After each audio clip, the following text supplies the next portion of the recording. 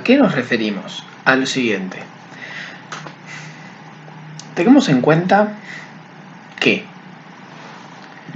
por un lado, la estructura colonial tenía una rigidez que no había permitido hasta el último momento, hasta principios del siglo XIX, no había permitido un desarrollo capitalista y mucho menos el crecimiento el crecimiento social o el ascenso social de la burguesía.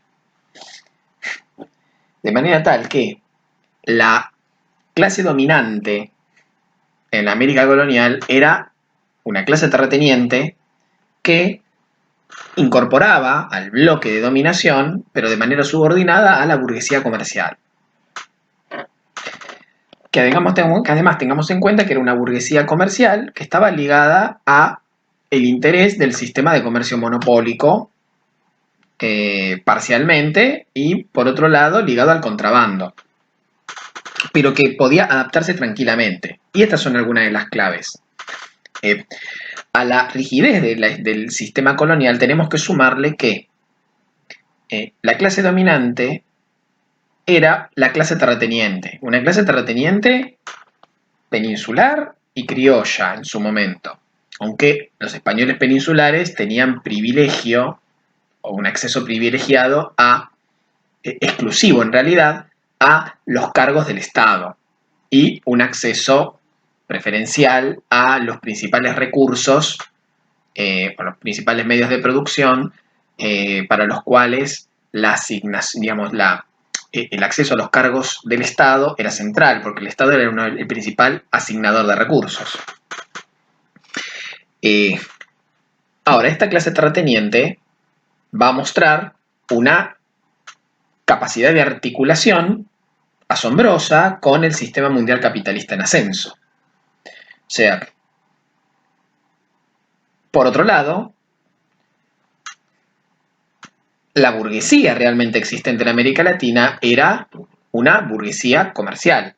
Insisto, una burguesía comercial cuyos principios de acumulación eran perfectamente compatibles con la permanencia de relaciones sociales precapitalistas. De la misma manera que habían surgido y se habían desarrollado de manera limitada, pero lo habían hecho bajo el rígido sistema colonial y subordinados a la clase terrateniente, no necesitaban o tampoco veían con malos ojos que hubiera una continuidad con mayor nivel de liberalización de la estructura económico-social preexistente.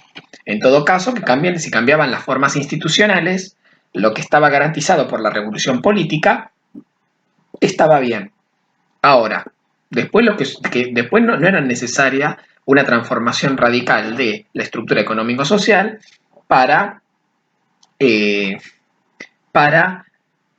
su proceso de acumulación como clase y su reproducción como clase se vieran favorecidos. ¿Por qué? Y esto tiene que ver con algo que vimos en la clase anterior.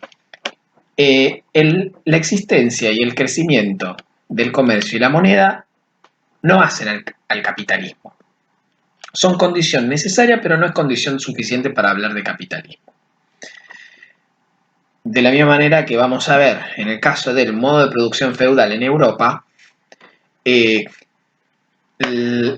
comercio y la burguesía comercial es totalmente compatible con la reproducción de un modo de producción precapitalista dominante. Perfectamente. No hay incompatibilidad entre el comercio y un modo de producción precapital, los modos de producción precapitalistas. Comercio hubo en todas las épocas, moneda también. Y no hubo capitalismo en todas las épocas. Sí. Entonces, el comercio puede coexistir y ser funcional a la reproducción de relaciones sociales precapitalistas. A eso le tenemos que sumar que la burguesía comercial en América Latina estaba subordinada porque era débil, tenía debilidad. Digamos, era una clase social en crecimiento, pero débil. O sea, la burguesía comercial no estaba en condiciones de alcanzar la hegemonía en el proceso revolucionario.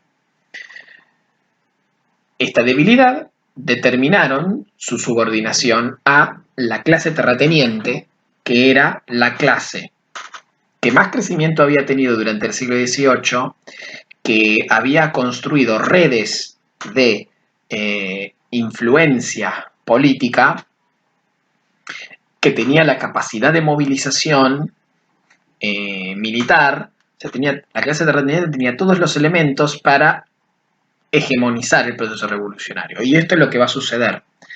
El frente anticolonial va a terminar siendo hegemonizado y, por lo tanto, el proceso revolucionario conducido por la clase terrateniente criolla. Una clase terrateniente que estaba más interesada en la ruptura del vínculo colonial, pero con continuidad de las relaciones sociales precapitalistas bajo nuevas formas institucionales, que de lo contrario. Ese fue su objetivo y esa fue la impronta que tuvo finalmente el proceso de las revoluciones de independencia en América Latina.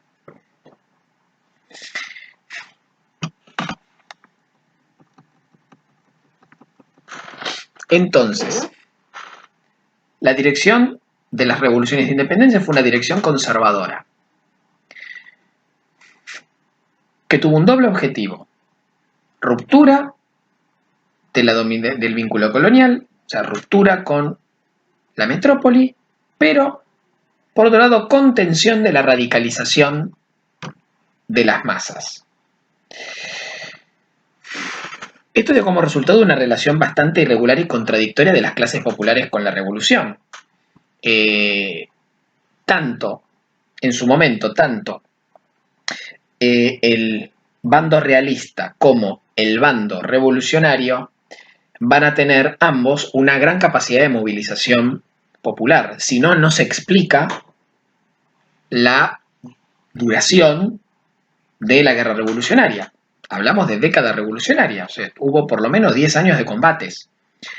Y esto no fue debido a que venían constantemente de España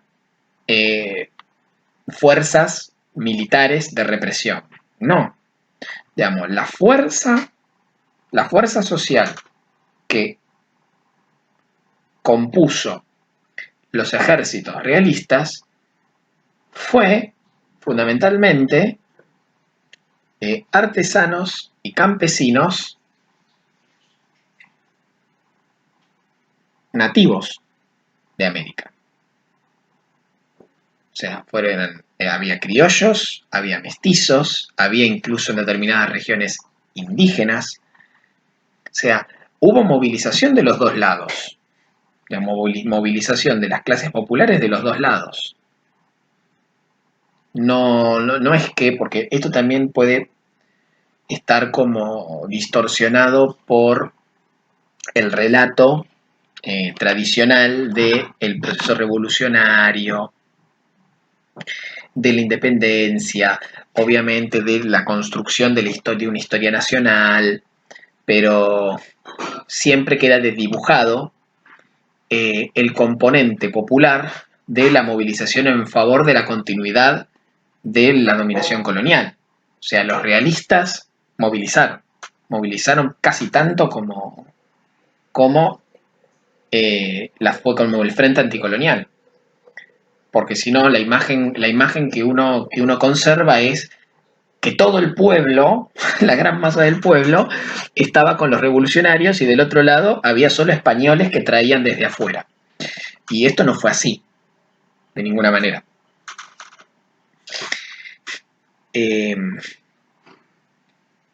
Ahora, por otro lado, el grupo social que nos queda es la pequeña burguesía. La pequeña burguesía se dividió entre los moderados que se subordinaron a la dirección conservadora y, por otro lado, los sectores radicalizados, si se quiere, de orientación más jacobina, por utilizar categorías del proceso francés, que a pesar de buscar sistemáticamente lograr una base de masas para su proyecto, nunca lograron alcanzarla. Digamos, hubo en este sentido un divorcio entre esos intelectuales radicalizados criollos y las masas fundamentalmente campesinas. Hubo un divorcio que no pudo dar paso a una recomposición o a un reencuentro. Quizás esto lo veremos después cuando veamos la formación de las naciones, quizás por el carácter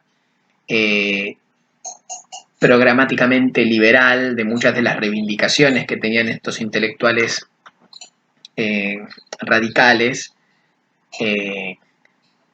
o también por la ausencia en el caso en que el programa no era tan liberal, pero sí era radical en lo social, la incapacidad de ver las verdaderas necesidades de las masas a las que estaban movilizando. De una manera u otra no lograron la base de masas y tampoco lograron las alianzas dividir y lograr aliados de la nueva clase dominante para poder imponer su proyecto.